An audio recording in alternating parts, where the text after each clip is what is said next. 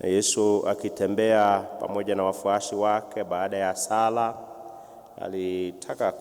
aliwapa mtihani.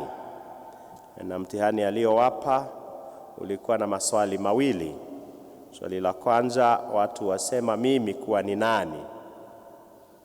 Bila shaka kila mmoja wetu tukiulizwa swali la namna hiyo, Yesu ni nani, tuna majibu mengi tu, labda yale tuliyofundishwa kwa mafundisho ya dini, labda yale tuliyoyasoma kutoka kwa vitabu, na labda mengi ambayo tumeyasikia kumhusu Yesu.